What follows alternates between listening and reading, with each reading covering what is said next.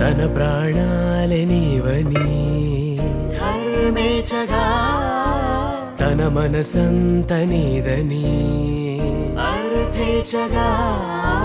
తన వలపంత నీకని కామేచగా అవధులు లేని ప్రేమకై మోక్షేచగా మూడు ముళ్ళతో 7 అడుగుల